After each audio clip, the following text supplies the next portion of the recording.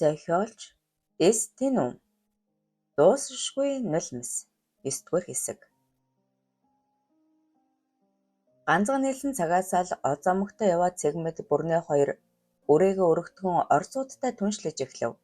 Бавгар сахалтай бавгай шиг биетэй хоёр булаа орос машины цонхоор энэ тэрхнийг хэсүүчлэн харж явахдаа ихэвчлэн охид бүсгүүчүүдэд нүд дунган инээж хөхөрцгөн.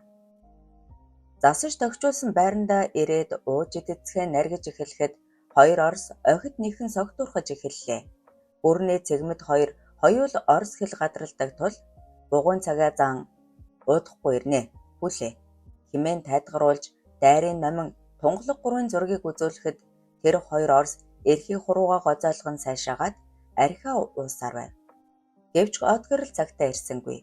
Асархын сөрөн утас руу залгасан боловч утсаа авахгүй л байлаа. Цаг гарангийн дараа одгорл бөөн уур бухимдал тээсэн хүн дайрын номин хоёрыг дагуулж ирээд жоохон асуудал гараа да. Би ингэсгээд явлаа. Та хэд тухтаа зингэрээ гэчгээд гарахыг завдав. Хоёр орсын арай ахмаг нь одгорлыг барьж аваад нөгөөх нь дайрыг тэврээд бүр салж өгдөггүй.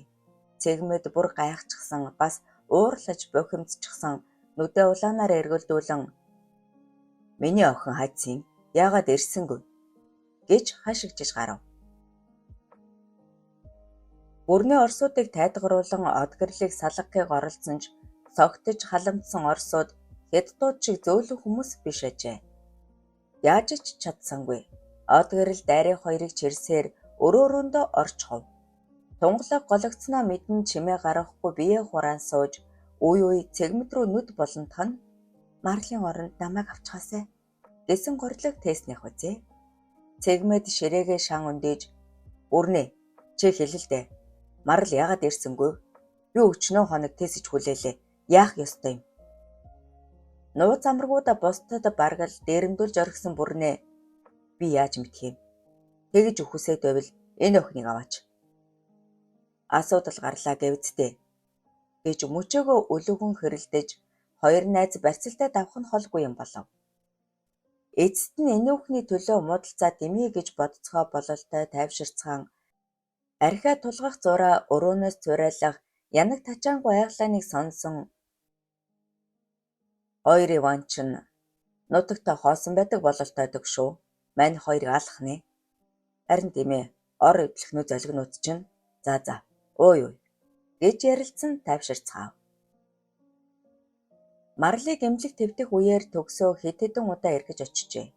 Эхэндээ марл уулзах дургүй байсан ч хайр гэдэг үнэхээр хүчтэй юм хойно ганц хоёр үг сольдог болж сүүлдээ бие ойлгон энэ хараал эзэн асрамжийн газраас зогтоохоор шийдэн чимээгүйхэн бэлдэж эхэлжээ. Үжинг орхиод явна гэдэг дэндүү муухай хэрэг тул энэ тухайгаа эвтэйхэн ойлгож хэлэхэд охинч тун дуртай зөвшөөрөв. Харин туяа яг яах эсгээ шийдэж чадахгүй тэнгэлзэн заач гэлсэнгүй өгөөч гэлсэнгүй. Өнөөдөр одгорл дарахтаа уулзсны дараа марл маш их сандран туяаг олж уулзаад үлдэж болохгүйг учирлан хэлж чи өөрийнхөө чихээр сонслоо. Чамайг тэр байтугай үжин хүртэл энэ замаар явуулна гин. Чи хамт явчихал та. Хэдүүлээ ажил хийгдэж болтугай ам зууж дөнгөн гэж нулимс туслуулан гуйжээ. Бадгаж авсан нүүр нь нэрэл шилжилтийн насных байсан юм шиг арьс нь өдрөөс өдөрт эрүүлжин толиж хинээс ч дутахгүй хөөрхөн болоод байгаа туяа удаан гулгасангүй зөвшөөрж тэр дороо бэлтгэлээ базааж эхэлжээ. Бусдад ам алдаж магадгүй гэж эмээсэн тул үжинд орой балтал хэлэхгүй байхаар тохирон төгсөөд ч мэдэгдэж амжив. Бүдүүн должингийн дур хүслийг дуртай дургүй хангах зураа овоо хэдэн төгрөг хуримтлуулж бас гар хаалганы түлхүүртэй болж амжсан төгсөө хайртайгаа дагуулan энэ ёрын газраас зогтох болсондоо маш их баяртай байв. Гэтэл эртхэн хавьд одгорл дарга явсангүй өрөөндөө байсаар байгаа нь айц төрүүлж эхэллээ. Тэд сэм уулзалдан дарга яагаад явахгүй байна? Арай мичгсэн биш үсттэй. Уг нь харьцаад орил ирдэг үсттэй гэлцэн байдлыг ажиглаж төгшин ажигласаар байлаа. Гэнэт должин их ууртаа хурж ирээд төгсөө чи дарга дээр очиж Цаадах чинь бид хоёрыг мэдсэн бололтой. Өмхий яажгийн навшил ховснаас зайлахгүй гэж түнтэгнэж эгч нь ажлаас халагдах дээрээ тулаад байна. Чи даргын хүссний хичгтэх үү? Би мөнгө өгье гэж хушуу царван гуйжээ. Дэндүү ичгүвтэртэй байсан ч мөнгө маш их хэрэгтэй гэдгийг мэдэх төгсөө. Ойлгохтойхон мөнгө өгвөл нэг удаа аргалаж өгье. Дахиад тийм юм байхгүй шүү гэж пал хийтэл хэлж орхив. Бүдүүн должин "Эвээ минь, надад үнэнчл юм байна" гэх ухааны юм бодон өрөөндөө нууцхан байсан хамаг мөнгөө өгч орхиод "Орой эгчдэрээ гүйгээд ирээрэй. Цаадах чинь охтыг аваад явчихна. Араар нь чамдаа гоё юм зааж өгнө" гэж айлгуйтав. Асархан эмчээс төгсөөгийн биеийн байдлыг асууж цоо эрүүл гэдгийг мэдсэн од гэрэл багтарч өгөх шахсан амтан гүйж явтал ядмаа таарад "Дарга ярих юм байна. Тун жухал" гэж шивнэв. "Юу юм хурдан хэлээч." Ахлах тоогооч асархаас мах хулгайлаад байх шүү байна. Бүр бүтэн хоньны мах шүү гэхэд од гэрэл зог тусснаа. "Үнэн үү? Цэцэг мач хулгай хийх хүн биш юмсан. Би гэрчтэй нотлогоотой юм ярина шүү. Танд нотлоод өгнө" гэснээ. "Та юунд ингэтэл ярав? Арай төгсөөгийн талаар биш үз" гэд мошалцоход од гэрэл зог тусан. "Юу? Чи яаж мэдэв?" "Мэдэлгүй дээ. Бид чинь зориг нэгтэй хүмүүс." "Тэгээд хэлээч дээ." "Должин бараг өдөр болгон өрөөндөө төгсөөтэй уддаг. Юу хийдгийг бөө мэд. Үргэлжил түүнийг хаазаалж хэрэг зөрчлийг нь хараагүй юм шиг л өнгөрдөг." Бүгдийг ойлгосон од гэрэл юу ч хэлэлгүй час улаан болчихсон. Должин дээр очиод толгой төрүүгүй загнаж "Нөгөө бэлгийн замын өвчтөө эмчлүүлж байгаа энтэр гэдээсэн яасан? Арх ударгаар өөрөө нялх ногоо зулгаагаад аа" гэж хашгичав. Эцэст нь тэд нэг юм ойлголцож должин ам тангараг өгөөд эвлэрцгээв. Жижигхэн боловч тоглох дулаан уруунд цэвэрхэн цагаан хэрэглэл бэлдүүлээд "Чи төгсөөг хурдан дуутчих. Наашаа хүн амтан явуулаад үзээрэй" гэчгээд өөрөө чармаа шалтлаад оронд орж хөөхтөлн салтаа самаа элбэн гиншиж хэвттэл төгсөөж ороод ирэв. Өдөр чирэг өсгөлөн биетэй үнэхээр царайлаг хүүд хизээнээс тажаадж ирсэн од гэрэл айлгуйтан инээгээд "Энд юу хийдгийг чинь мэдсэн дээ. Ингэж болдго юм уу?" гэчгээд хүнжлөө сүхэн гуйхасаа гарган "Алив, ороод ир. Юу чаддгийг чинь харъя" гэлээ. Төгсөөж тооцсон ёсороо баахан зөрүүдэлж сүүлдээ од гэрлийг бараг өмнөө сүхрүүлэх шахуйн болсны эцэст мөнгө авахар болоод "Би энд хийхгүй. Муухай үнэртэйд байна. Өөр газар бол нэг удаа яахсан" гэж. Од гэрлж уриалгах нь аргагүй хувцас өмсөд өрөөлүгөө дагуулan явахдаа должинд хандан "Орой 10 цаг хүртэл хүн битгий явуулаарай. Нөгөө гурваа сайн бэлдэж бай. Ойлгов уу?" гэж сэм шивнэв. Болцсон цаг хэдийнэ өнгөрч хизээмүүдгүй од гэрэл ирэх төхөд байдаг. Төгсөө сурггүй болчихов. Ядаж байхад должин эрэгдээд яах ч аргагүй болсон марал "Ингээд өнгөрчээ. Төгсөө минь чи яачих вэ?" хэмээн тэсэн ядан сууж байтал ашгүй хүрээд ирэв. "Чи яаваа?" Дараа тайлбарлая. "Алив бэлнэ үү? Зугтъя." Тэд үжинг дуудан зугтах болсноо дуулгаад бүгд сэм гарцгаалаа. "Должинч хажаав. Сая л нүд салгахгүй хараад байсан" гэж туяа гайхшин асуухад төгсөө төс хийтэл инээд алдснаа. Донтой эгч нарыг өрөөнд цоожилчихсон. "За яваад бай." Тэд үүдний жижүүрэн дэрэгдүр агаарлах гэж буй хүн аятай тас инээд алдан армагц хар хурдаараа гүйцхэн хашааны чойжийг тааруулсан түлхүүрээр онгойлгон цааш авч одов. Гэтэл марал "Хүү ээ, үжин алга." "Юу вэ? Сая л энд байсан штэ. Үжээ. Шш. Бити орил." Гэтэл асархын тэндээс "Марлагчээ, би үлдлээ. Та нар яв. Би үлдлээ. Яв" гэж хашгирах үжингийн дуу сонстов. Баригдчихаж "Яах вэ? Очиж авъя" гэд марлыг буцан алгахад туяа гарнаас нь татан зогсоогоод "Марлаа, энийг уншдаа.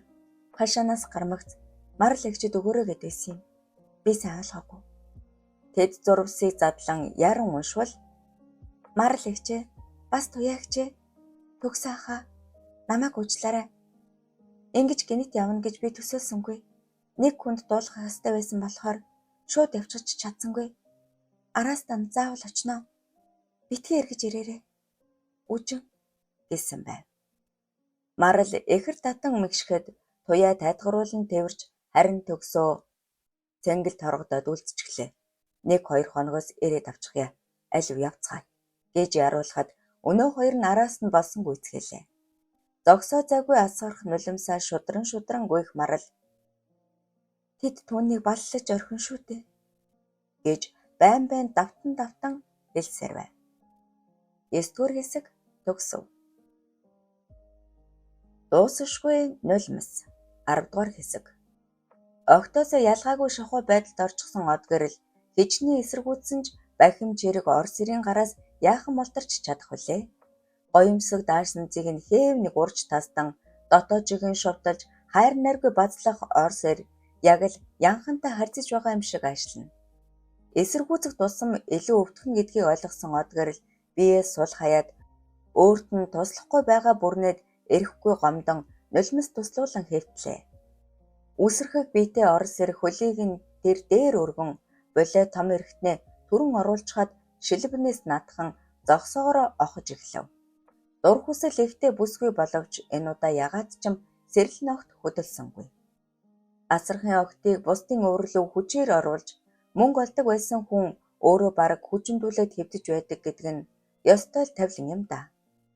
Цэвэрхэн бас царайлаг хөгзөг сайтай Аз бүсгүйд үнэхээр их тачаадсан Орос ир уйглан бүлсээр их дуугаар муухай орлон дур ханамагц ланжгар том боовоо суулан гараараа хитэнтэй гачаадахад гүрс зацрах өтгөн цагаан шингэн од гэрлийн хөвлий бүх аваар нээлттэй асгарч зарим хэсэг нь бүр нүүрэнд өсчин ирж наалтлаа. Сэжгэн хурч дотор нь муухаарсан од гэрэл босхийг оролцсон боловч Орос ир Марсайдал инээсээр эрэгтний амруу дөхүүлээд өхүүлэх гэж зүтгэв. Сандар твцэн бүсгүй дургуйлахын цааш зүтгэж амаа жимээсэн боловч Орос ир бахим гараараа шилэн дээрээс нь базан нөгөө гараараа амийг нь завждан ангаалгаад хүчээр чихэж орхив. Од гэрэл тусламжирэн бүрнэ гэж хальт орлон алдаад хахад задсан хөххөөсөөр сонголт үлдсэнгүй. Үүр цайтал зай завсаргүй эдэлсэн Орос ир сая нэг хана бололтой од гэрэл рүү инээмсэглэн эрхий хуруугаа гоцоолгож харагдана. Үнэхээр их таалагдсан бололтой. Тэрээр од гэрлийг тавиагүйг мэдсэн болохоор хариу барихаар шийдэн хөлийг нь алцаалгаад өдрөөр нь хилээ шургуулan гжигдэж том сарвуугаараа хөхийг нь базлан товчийг нэмрэн тун сурмаг дадамаг эрчтэй гэгчин янаглан таалж эхлэв.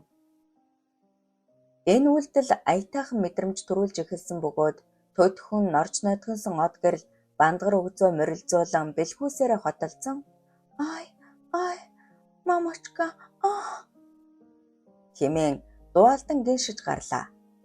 Орос ир улам бүр эрчтэй долоож заримдаа хуруугаа оролцуулан хэлүү цавийг нь дарлан жижигнүүлсээр тэсхийн аргагүй тачаалд умбуулан гэсээр их л дуугаар орлон салганан чичирсээр дур ханаж орхив. Орос ир таашаалтаа наргагүй инээд алдан өнгөгүй цэхэр тавиадцыг шилэмтэн долоож амтлангаа од гэрлийг тас дэврэн хүчтэй гэгчин одлоо. Нөгөө өрөөнд номж гисэн залуухан Оросод алуулан алдан бавуулж байлаа. Угийн өндөр гойлог бие хөгзөг томтой охин залуухан Оросод тун их таалагдсан бололтой ор тушуулж гисэн час хийтэл орилуулан бүлнэ. Урд бүдүүн халдга нь номингийн умаан ханан тулан алдан чихэлдэн орж сугаран гарч тэр бүрээд гайхамшиг гээжийг хантал амсах тул амархан дур ханаж байв. Орос залуугийн үсрэхийг цээж нуруу эргэнүүлэх нь дунж аатай. Айхлан амсгаацаар дур хансныхаа дараа Орос залуу орон дээр гараад 69 байрлалж хэлжин номингийн өдрөөрөв шумбан зүтгэж хэлүү бэлгийн уруулыг нь шилэмтэн долоож буйны дотор хэсгийг сахлаараа өрөн шүргүүлэнгээ эргэтнээ охины амруу хүчлэн дурж зөөлхөн оцгонож эхлэв. Өдөж өхөнгөө алдан хахад цацхан номингийн хичээсний үр дүнд Оросын эргэтэн мун адил хатуураад ирлээ. Өдрөө хэлүүг нь урамтай наргагүй хөгж долооход Ахаад л галзуурам таашаал домж орхисон намингийн нүдэнд нулимс цэлэгнэн "Рус, Рус, Рус минь хурдан" гэж шулганахад орос ир ойлгох бололтой ойхныг дээш харуулan өвдгөөр нийлүүлэн атилгаад ууцаар нь давхар хумхан тэвэрмэгц гоцойсон шодоог номин зүтгэлэн атгаад үтрээрүүгээ чиглүүлээд өгөв.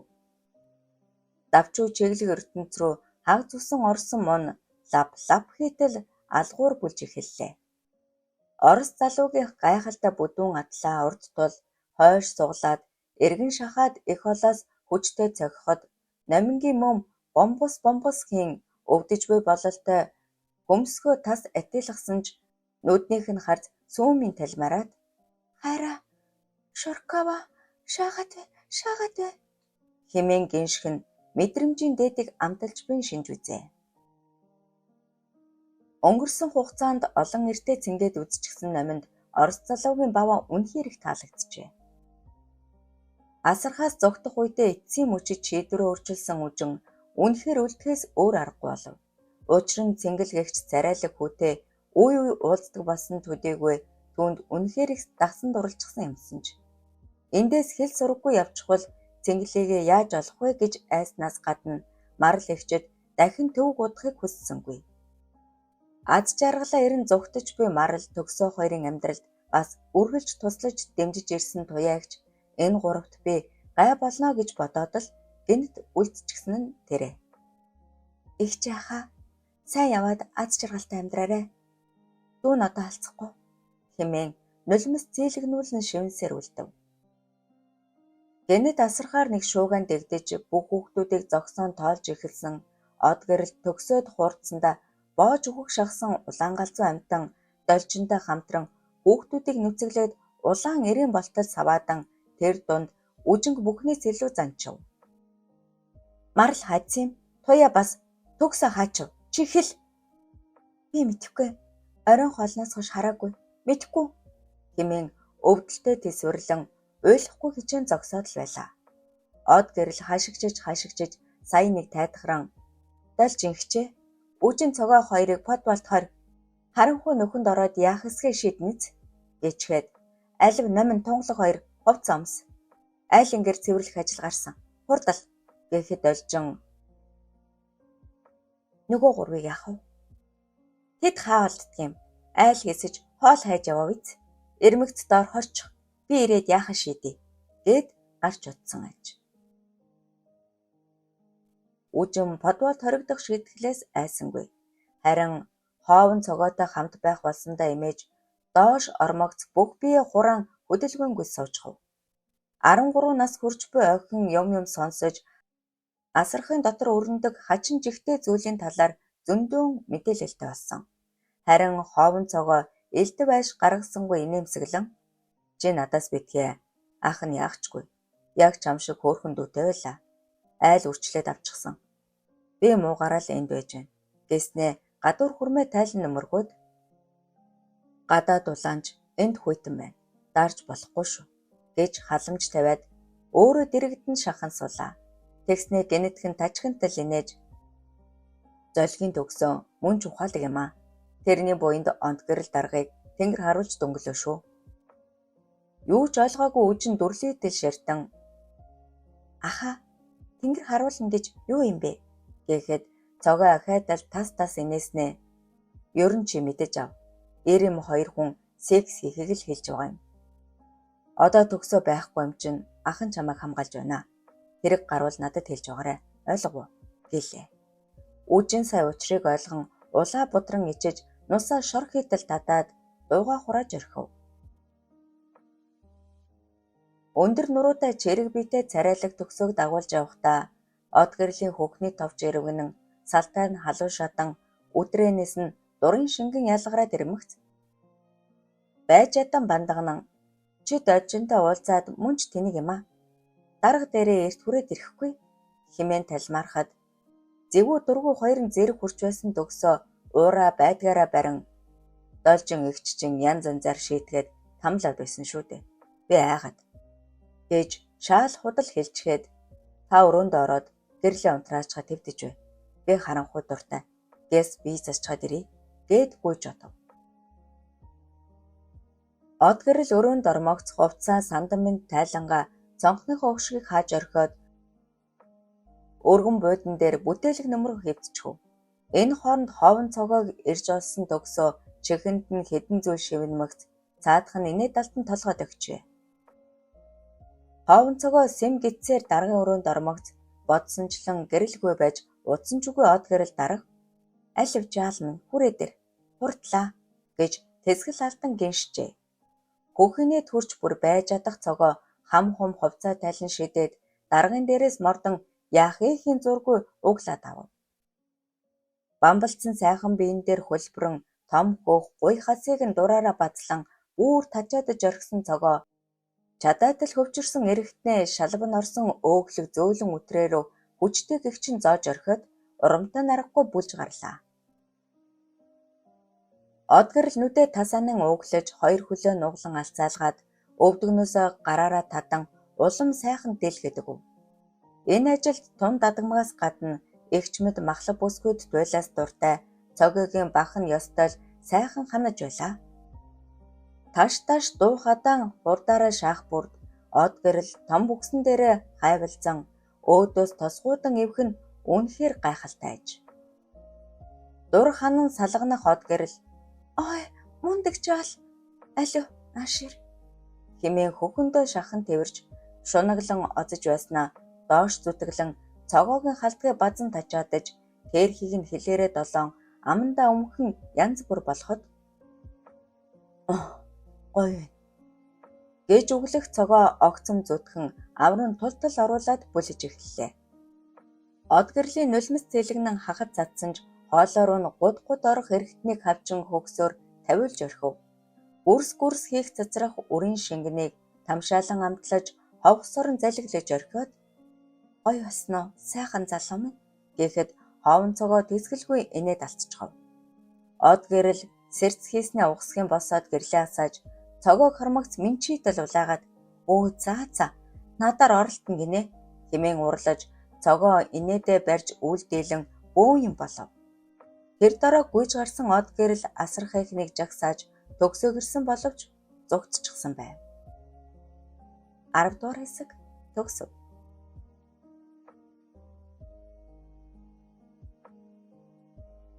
Дуусашгүй нулимс 11 дугаар хэсэг.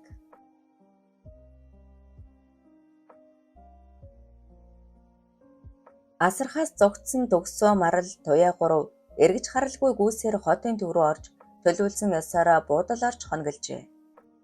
Азар буудлын ресепшн бичиг баримт нэхэд сүйд болсонгүй. Төгсөө хоёр охиноо орон дунтуулаад өөрөө буудан дээр хэвдэж цаашаад яах их тухайгаа санаашран бодож байснаа ядарсандаа нам унтаж өглөөний нэртлэн босоод гадуур гарч тэнэн байр байдалтай танилцангаа боломжийн ажил төрөл эрцгээв. Гэвч насанд хүрээгүй хүүхдүүд бүхэл томчуудад ажил олдохгүй байсан цаг. Ард үлдсэн үжинд маш их санаа зовж дуушуу муутай явах марал "Дэми юм хийчих үү дээ. Энэ маягаар ажил олдохгүй бол юу идэж, юу өмсөж, яаж амьдрах вэ" гэж толгойг ашиглан бодож байлаа. Гэхдээ үлдсэн бол өдөөд хэн нэгэн хөгшин ирийн өвөрт хүчндүүлж эдлүүлж хэвдэх байсан даа гэж айц давтан мөрөөрөө эрх тураараа явж байгаад үгсэн ч яах вэ хэмээн өөрийгөө зоригжуулжээ. Тэд буудлаар байн хонох нэгэнт боломжгүй тул боломжийн амьдрах газар хайж авсаар нэгэн настай өвөө эмээ хоёрын хашаанд зуны амбарыг нь хөлсөн суухаар болон тохирцгов. Ямар тач орох оронтой болмогц төгсөө барилга дээр ажиллаж марал туяа хоёр зах дээр жижиг шажиг юм зардаг боллоо. Энэ хооронд үжинд маш их санаа зовж байсан марал амбараа түрээсэлсэн эмээнд санаанд энэ тухайгаа хэлж орхиж илдээ. Бумаа гэх хэмээн насаараа цагдаад ажиллаж тэр дундаа хүүхдийн их хариуцдаг мэргэжлийн хүн байсан болохоор марлыг шалсаар байгаад чухам юу басныг, юу тохиолдсныг хэлүүлж дөнгөөд "Яасан муухай хүмүүс вэ? Энэ нийгэмд хүний мэс чанар улмал алга болоод байх юм. Яаж ийгээд үлдсэн хүүхдүүдэд туслах ёстой. Та гурав аврагдсан ч үжин болоод бусад хүүхдүүд хэцүү байгаа" гэж шийдэмгий хэлээд "Би хүүдээ хэл дуулгая. Бэр хүү хоёр маань хоёулаа хуулийн хүмүүс. Арга хэмжээ авч өгчүүлтаараа хэмээн марлыг тайлбарлав. Нээрэл Бумаа аймгийн хүү Цагдаагийн Ахмад Бэлгүүн өмгөөлөгч эхнэртэйгээ хамтран асархын асуудлыг нухацтай тандаж үзээд хэлтсийн даргадаа илтгэжээ. Хашир туршлагатай хурандаа Гомбо маш анхааралтай сонсоод үүнхээр ийм асуудал байгаа бол тун тоогүй хэрэг. Огтын биеийг үнэлүүлж дарамтлж байгаа бол ард нь хэн нэгэн байж л таараа. Тийм болохоор маш хянуур нууцлаг байж урдан шуурхай шийдвэрлэ гэж үүрэг өглөө. Марлыг зутчихсныг мэдсэн цэгмэд тэр дороо гадуур ирж эхлэв. Мэдээж түнд цагдаад ажилдаг танилуд зөндөөн болохоор тэднэр дамжуулан зөв бүрт хайсны эцэс сургийг нь гаргаж чаджээ. Тэгээд хэрэг болгон зах дээр очиж марлыг нууцаар ажиглахад хажууд нь найз нь бололтой бас нэг хөөрхөн охин нэмэгдсэн байгааг олж харав. Тэр бол Туяа байлаа. Асархаас зугтгсдын нэг юм байна. Бас нэг хүү байх ёстой юмсан. За тэр ч яахав. Энэ хоёр хоёуланг нэдэлвэл мөн жанцтай да гэж шунамхааран бодмогцол хамаг биеийн арц хийж юу ч хийхэд бэлэн зүрх зориг нь нэмэгдэж бэр хүч амдагдах шиг болов. Тэр марлыг эзэмдэж жаргах гэхээс илүүтэй шунан дурлцсан болохоор нэг шалдан бандтай хамт байлгаад байхыг хүссэнгүй. Цагдаад ажилдаг найзууд нь тэмч найдвартай хүмүүс биш тул хар бор ажилд тусалдаг орон шоронгоор орж гарч байсан хоёр эрд санал тавихад тэд ч уухантаас зөвшөөрөв. Цагдаа хувцас өмсөж хоёр охиныг сүрдүүлээд машин цуулган аваад явах тийм амар ажлыг ийм өндөр хөлсөөр хийх нь мань хоёрт үнэхээр нохоо наадам шиг санагдсан тул ёстой л хөхөнөд нь хүрч байв. Ингээд хоёр хулгар бэлтгэлээ базааж цэгмэдийн өгсөн цагдаа хувцсыг өмсөд зах руу яран очлоо. Асрах газарт шалгалт орох болсныг дуулаад марл хөл газар хүрэхгүй баярлаж од гэрэл должин ядан мэтийн хүмүүс шийтгэгдвэл буцаад очсон ч яах вэ гэж бодож байв. Харин төгсөө Туяа хоёр буцаж очиод имий. Хэдүүлээ өвөл болохоос өмнө амьдрах дулаан газартаа болцоход үжингээ гаргаж авсан дээр ажил хийгээд аятайхан амьдарч болно. Үжин маань ховон цогоо сайн хамгаалж байгаа. Бас цэнгэлгээд нөгөө мах авчирдаг ахын хүүтэй уулздаг. Бараг үерхдэг болсон байна лээ. Чи санаа амар байл та. Гэцгээхэд нэрээ тийм бол бидэнтэй нэгдэх дургүй ч гэж мэднэ. Тэгэж байгаад өөрийн биеэр очиж болцъё гэж бодсон марл тайвширчхав. Өглөө эртээ гурвуулаа гэрээсээ гараад автобусанд сууж марл Туяа хоёр зах дээр бууж үлдээд төгсөө ажил руугаа явжээ. Нэг үе бодоход танил ихтэй болчихсон ойход зогсдог газраа очин ширхгийн бараагаа зарж эхлэв. Царай зүс бибелдэр сайтай өгтөөс юм авах дуртай хүмүүс зөөнгүй. Зах руу орж бүүндэж авсан тамхи чихэр гих мэд зүйлсийг чирхэглэн зарахад хөөрхөн ашиг олчихдаг аж. Марл Туяа хоёр үд хүртэл овоо юм зарж тун сэтгэл хангалуун сууж байтал цагдаа хувцастай хоёр хүн ирээд амрыг ирээ. Бичгөөрөмтэй шалгуулна уу гэхин тэрэ. Угаасаа хамаг бичиг баримтаа асрах газарт орхичихсан хоёр охин айд сандран гэртээ орхичихсан. Яасан бол гэхэд цагдаа нар юу тааш дагаад яв. Машин дээр очиод уучраа олъё. Алив явъя гэжээ. Дагаж явхаас өөр арга байсангүй. Машин дээр очмогц та хоёр асрахаас зогцсон охид юм биш үү? Яриа хөрөө байна уу? Тэгвэл явуулъя гэж их л ээлдэг харьцан машиндаа суулгамагц. Энэ үгэнд хэсэг дээр очиод бүртгэж аваад явуулъя. За юу гэчгээд машин асан хөдөлчихөв. Аха бидэнд байгаа нь л энэ байна. Та явуулчих л та гэд Туяаг мөнгөө сарваахад хоёр цагтаа тас хөхрөлдөн бас залтай янхнууд байх нэ. Мөнгө ав гэсэн үү? Гэснээ огцом хөдлөн охтын аюулхаа руу нударгалаж мужруулад тэр дор нь гар хөлийг нь хүлж орхив. 3 хоног подвалд хоригдож шийдгүүлсэн үжин огт ажирсангүй гарч ирлээ. Нэг үе бодвол хатуу хэцүү бүхэнд дасаж сэтгэлийн хаттай болж чаджээ. Ховон цогоо харахад сүрдэн төрөхтэй үргэлж хэл ам дагуулж явдаг цахилгагүй хөв боловч цагаа тулвал цайлган сэтгэлдээ өрөвч тусархуу нэгэн аж.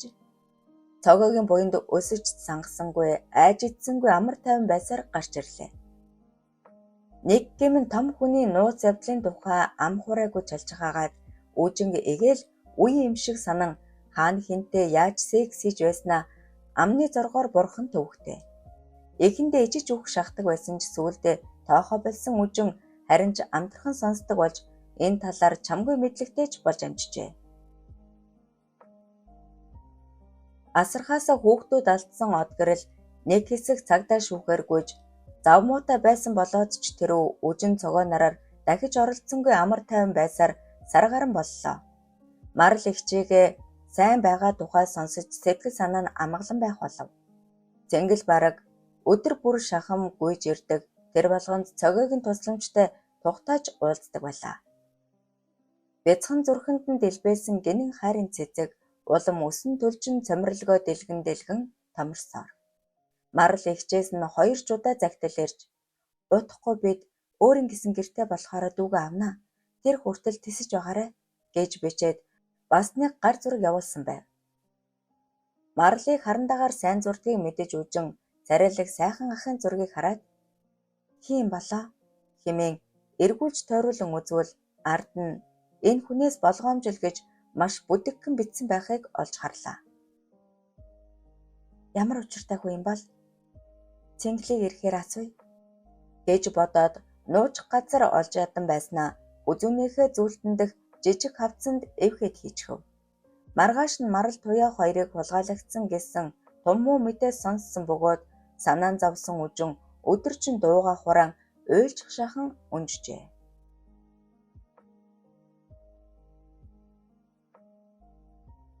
11-р хэсэг төгсөв. Дуусшгүй нулимс 12-р хэсэг. Цагдаагийн дүрд хувирсан 2 хулгарыг дамб даш гэх бөгөөд хүүхдийн колоноос эхлээд олон шорон дамжчихсан орон байрны хулгайчид юмсан ч царай зүс бие бэлтраараа тааруулж залмиг хийхдээ мөнгөний төлөө нүдээ өгөхөөс ч буцахгүй ирчүүд. Тэд цэгмэдийн заасан газар охтыг аваачин хуучин муу байшинд оруулж төгжчгээд гадаагаар нь тамхилаж зогсохдоо дамб гэгчин "Хөөхөн гой биетэй дамжигнууд юм аа. Өөр сэрэл хөдөлчихлөө. Нөгөөхийг ирэхээс өмнө нэг эдэлчихв" хэмээн хуйл тачаалаа барьж ядан хэлэхэд нүүрэндээ эвгүй хүндлэн сорвитой даш түүн рүү хялам хийн. "Энэ яхнууд яхав? Нэг удаагийн жаргал. Цэгмэдийг эвтэйхэн саагаад байвал мөнгө сайн олдно. Тэр цагт эннээ сайхан охид аандаал алаа дэлгээд гүгээд ирнэ. Тэсэх хэрэгтэй. Өнөөдрийн уушгинаас маргаашин юу өгдөвлээ? Ойлгов уу?" гэж дөрөмдөв.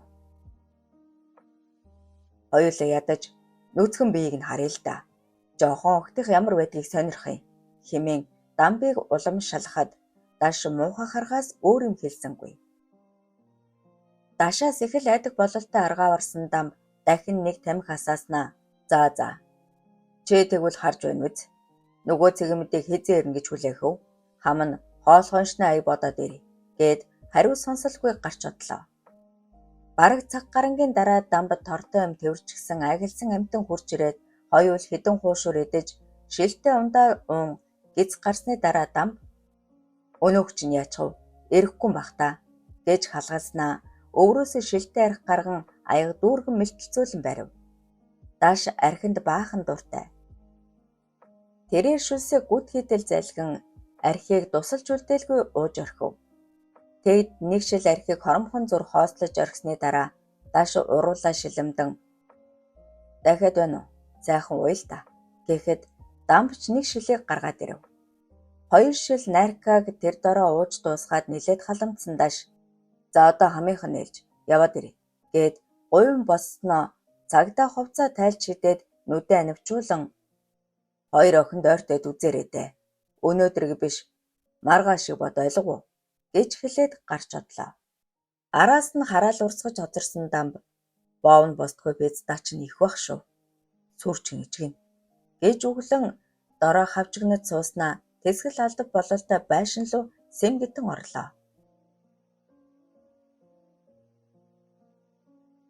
Зах дээрээс цагдаа нар охтыг аваад явж буйг харсан Гамбаа гэх гөрөөшиг хүү ихэд гайхан бодол болов. Том жижиг хэрэг төвөгт орооцолдон цагдаагаар олонтой эргэлдэж асан гамбаад охидыг авч явсан хүмүүс нэг л биш санагдав.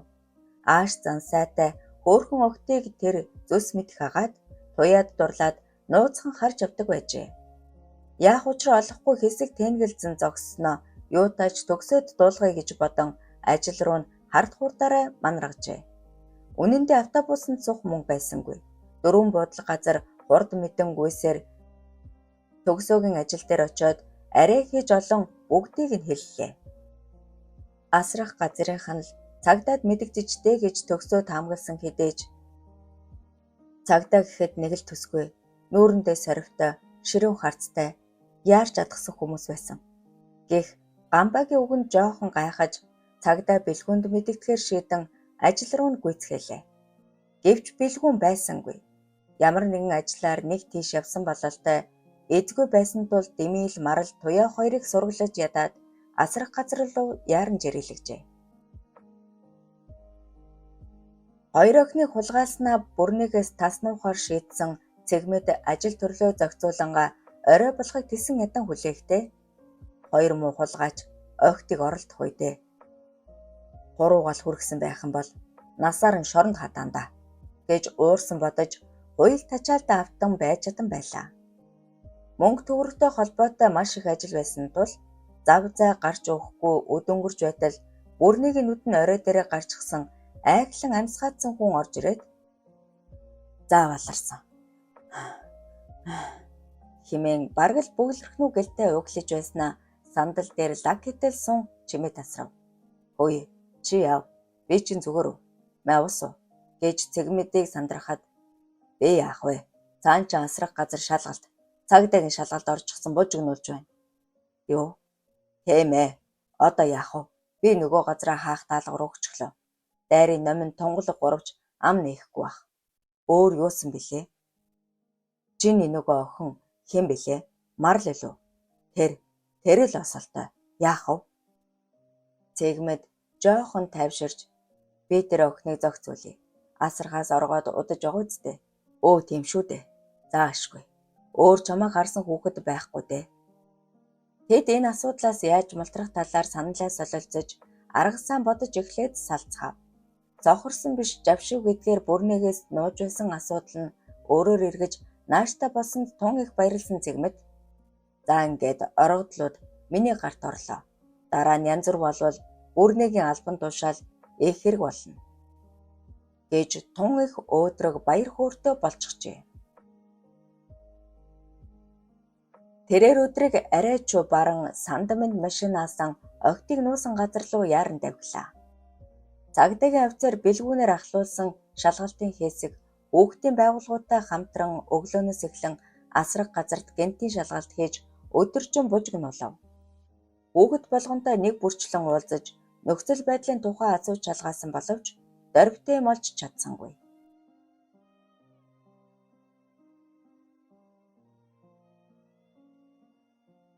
Санхүү тооцоон дээр гадны хандив тусламж энэ төрөл чухам хаашаа орсон нь үл мэдэгдэн бүртгэл тооцоогүй завшсан нь ил босноос өөр ноцтой гэмээр яг бэлгүүний хэлсэн хүлээсэн мэдээлэл олдохгүй л байна. Охидыг худлаа хэлээгүй гэдэгт батэгдсэн бэлгүүн ямар тааж эндээ өнчхөр шийдэн 18 нас хүрсэн мөртлөө одоо болтол асрахаас яваагүй байгаа. Дайрын номин тунгалаг гуравтай ээлжлэн уулзаж тун ухацтай байцаасан боловч тэд хоол унд муу хүйтэн нойтон эндээс гараад амьдрах аргагүй гэхээс өөр өөдтэй юм хэлсэнгүй. Бэлгүүний арга барагдан хамт ирсэн шалгалтынхандаа хандан энд нэг л наа байна. Бид заавал учрыг нь олох ёстой. Асрахын даргаыг төр баривчил. Би даргаас зөвшөөрөл авчихсан. Хэдүүлээ заавал үр дүнд хүрэн шүү. Гэхэд зарим нь энэ хэцүү цагт асрахын байтугай эцэг их гэр бүлтэйгээ байгаа хүүхдүүд цадгалан ходоодтой явахгүй байгаа шүү дээ. Ер нь энэ даргаыг нь сайн шалгая. Хандивын мах цувдаа мовдааг нь дансандаа тусгаагүй юм байна лээ гэцгээв. Тэд дахин шалгалт явууж нухалцтай мөрдлөг хийгээд үнэхээр олигтой молж чадсангүй од гэрэл даргаыг ажлаас нь төдгөлзүүлэх шийдвэр гаргаад буцахаар болжээ. Цагдаа нарт баригдаад хаанчим үргэгдсэн Марал туяа хоёр нэг хэсэг учраа олохгүй нуснамламстай хутгалдан чимээгүйхэн уйлалдав.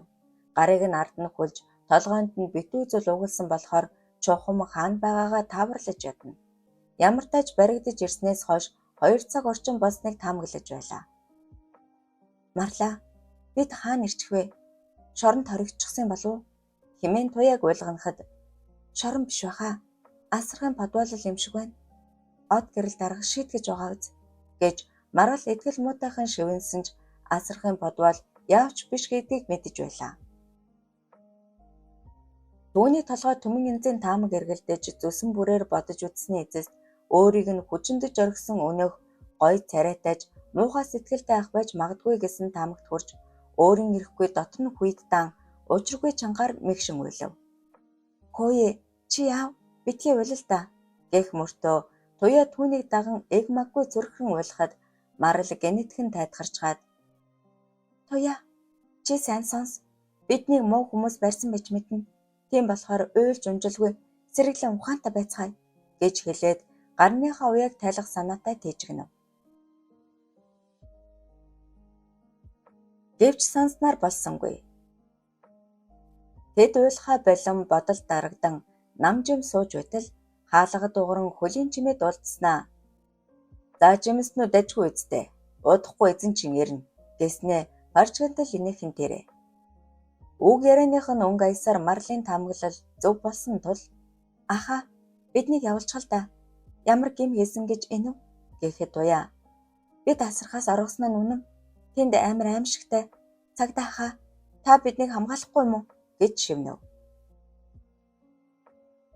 Дамбад цаг тун баг байсан тул туяагийн үгийг нь далимдуулан за яах вэ? Аахан туслахыг бодъё.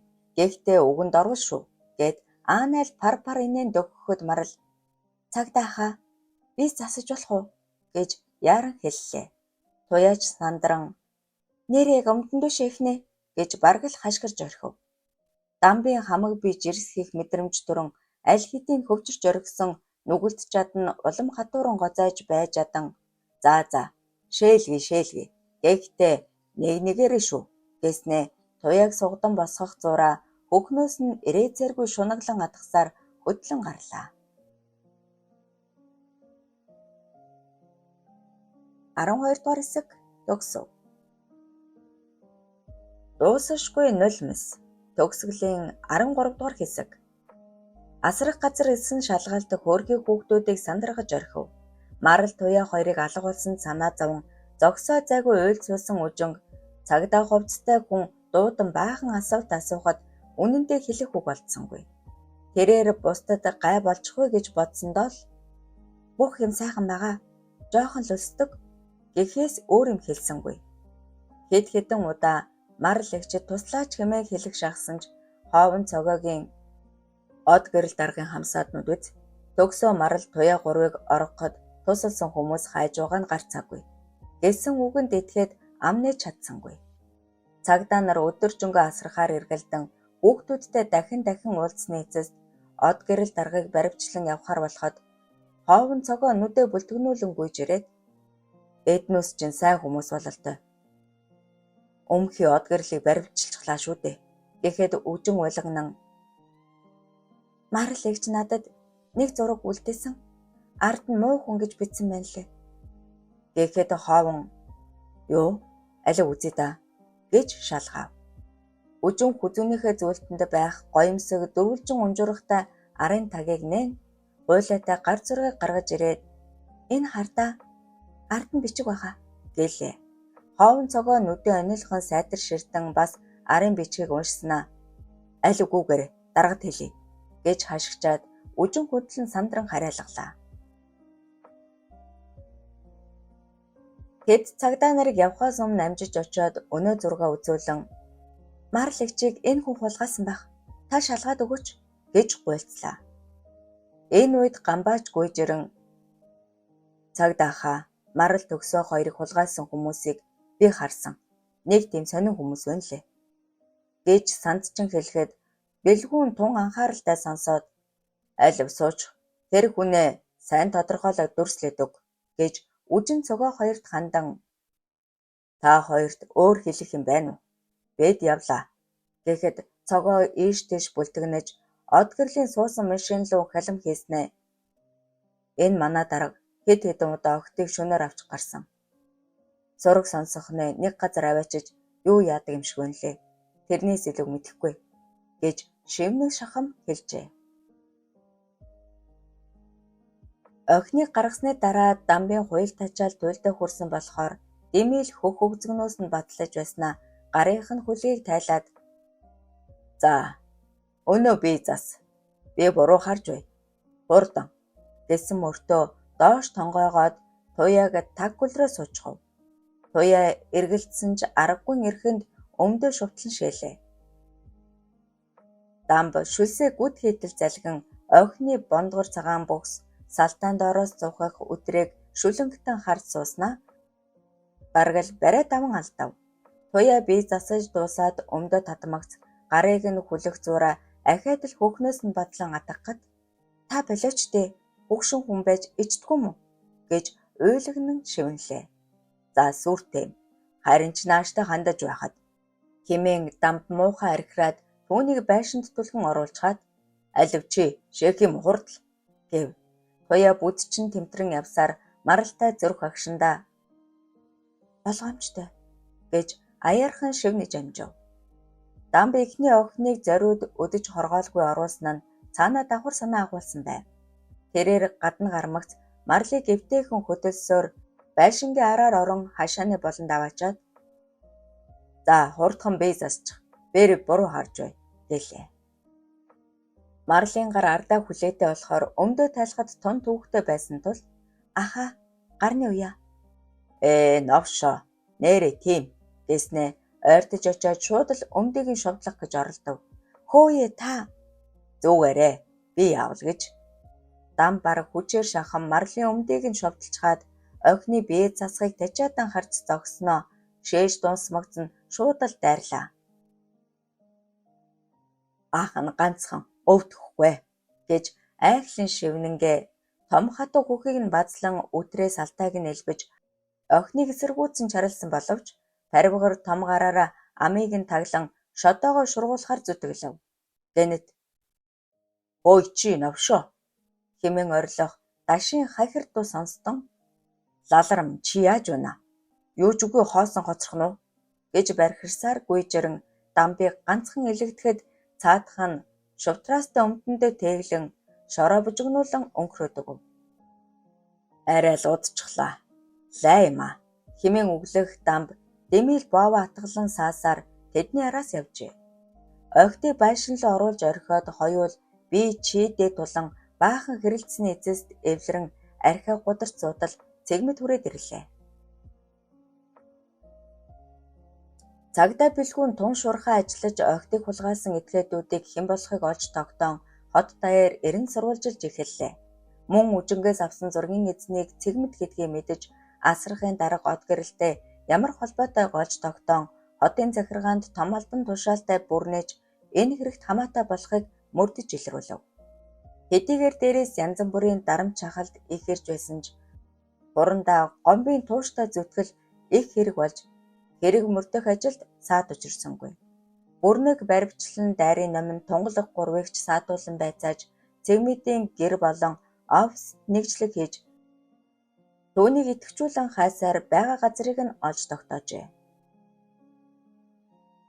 Дамб даш хоёрыг нэлийн согтуу бас хоорондоо зодтолдож муудалцсан янзтай байсанд цэгмэд багтарч өгөх шахав. "Хоёр новш чинь яасан найдар өгөм этгэл даахгүй. Охидод гар хүрсэн үү?" гэж уурсахад дамб бөмбөгнөн "Миний буруу. Би засууж байгаад л гинтхэн сэрэл хөдлөөд илсэн төдий" гэтэл энэ даш сүржигнээд хэмээн өөрийгөө элтэд өмөрөв. Даш ч мөчөөгөө өгсөнгүй ахаад л хэрэлдэн маргалдаж эхлэхэд цэгмэд За одоо болно. Наад архиа болчих тийх үү? Маа энэ мөнгө эснээсээ илүү өгч байгаа шүү. Хойшид хамтарч ажилламаар байвал жоохон ухаантай бай. За юу гэчгээд цүнхнээсээ боодолтой мөнгө гарган хоёуланд нь шидэж өгөөд орой болтол хүн амтан ороолохгүй сан харж байгаарай. Би тэрээр нүдэ ирмээд аль болох удахгүй хичээнэ. Дараа нь та хоёр Болно үсттэй. Гэхэд өнөөдүүлэнж алах авсрах нь холгүй баярлсан амьтад үргэлж таны үнэт цэрэг байх болно. Дахиж алдахгүй. Та санаа амар байж болно. Даш дамб хоёр алдаагаа давтдаг тэнэг хүмүүс биш гэсээр хоцорлоо. Өдөржин сэрэлдэж тэсэж ядаж байсан цэгмэд байшинд ормогцоол марлыг тэврэн үнсэж охиныг хичнээн чарлаж эсэргүүцсэн ч үл тоон аманд нь алчуурч хичгээд тэр дор нь шал дболж орхив. Урган цэцэглэж би үнэхээр сайхан би. Хөөрхөн царай. Цэгмэд хувцаа тайлан гантайсан том эргэтнээс авлуулж зогсноо туяагч мөн адил чарлуусаар нүд ирмэх зур нүцэглэн зэрэгцэн хэвдүүллээ. Хин хинийх нь гар хөлийг хоёр тийш нь тэлэн бэхлэж аманд нь алчуурч их нь дууга болгожээ. Ой, үсэл минь ингэж бэлэх гэж ямар сайхан юм бэ. Мансуур нь тачаадсан цэгмэд ин өглөх зураа хоёр охины дээр гарan томгор хатуу хөөхийг нь хөхөн шимэж өдрээс алдааг нь шүлсдэж долоож гарав. Чухам юу болоод байгааг үл ойлгон байдаг чадлаараа эсэргүүцэн тэжигнэх охидын хөх тэр бүхэндээ эгдүүтэй наргагүй бомгоног хагаад өөл хэмгүй өнгө төгс цэцгшгэл харагдаг аж. Цэгмэд доош шурган туяагийн хөлийг алцаалган өдрээг нь ангаалгаж үзснээ өөх онгоо юм байна гэж туалдснаа чинрэн савлах эрэгтнээс салтаарун чиглүүлэн зүтгүүлтэл гадаа пижигнэх чимээ дуулдав. Цэрцгийн шагнааргаснаа хоёр лаларчин дахиад л зодолтод унлаа. Хайр даахгүй шоронгийн хадаас нудвэ гэж айхлан уурсан үгэлснээ нэг гараараа марлын мемиг атгалаж нөгөө гараараа шодоогоо барилан туяагийн ичэндэг рүү салганан зүтгүүлтэл хаалга борхийн онгойж цагдаа нар шүүгэн ороод ирхэн тэрэ. Асрах газрын дарга болоод зарим ажилчид солигдож шал өөр эерэг уур амьсгалтай болов. Марал туяа төгсөөнөр асрах газартаа иргэн ирж үжин цогоонор баяр хөөртэй угтан бүгд л тэврэлдэн уйлалцгаан энэхэн цаг хугацаанд хичнээн их тасалдснаа мэдэрч доглон нулимстай инээмсэгэлцгээе. Цагдаа бэлгүүн хурандаа гомбод нарын тууштай этүү зүтгэлийн үр дүнд бүрний од гэрэл цэгмэд нарт эрүүгийн хэрэг үүсэх мөрдөж эхэлжээ. Эрх мэдэл хөрөнгө мөнгөндөө эрдэн бусдыг доромжилж хүчрхийлэхээ хэвийн зүйл гэж ойлгож авсан тэд ухаар сэхээр хэсгийг цаг хугацаа харуулах үзье. Ахыгаа үйлдсэн хэрэгээс үхтлээ ичиж имээсэн цэнгэл нэг хэсэг үжинтэй уулдсангүй. Асрах газрын ойролцоо байдаг 4 давхар онц сууцны дээвэр дээр гуниг думбан өдөржин сууж харьдаг болжээ. Гэхдээ үжин түүнийг огтхонч буруутгасангүй. Улмал хайрлан болцдог байсан газраа үе үе очин цэнгэлийг хүлээж буцдаг байв. Энэ бүхнийг ажиж ойлгосон марал туяа хоёр төгсөө хоовон хоёрт үүрэг өгч тэдч цэнгэлийг олж уулзан удтал ятгасны эцэст гинэн ариун харин эзэд нулимс мөлмрүүлсээр тэврэлдэн уулзжээ. Хэргүй үнэн хайр гэдэг ийм л байдаг юм. Одоо тэдний нүдэнд завлан гунгих биш дандаа аз жаргал баяр хөөрийн нулимс зовдон мэлмэрдэг болсон. Тийм ээ. Хүний нулимс хизээж урсаж үл дуустагч тэр нь дандаа аз жаргалынх байвал энэ амьдрал юутай гоёхон бэ. Зохиолч Эстинон төгсөв 2024 оны 2 сарын 23.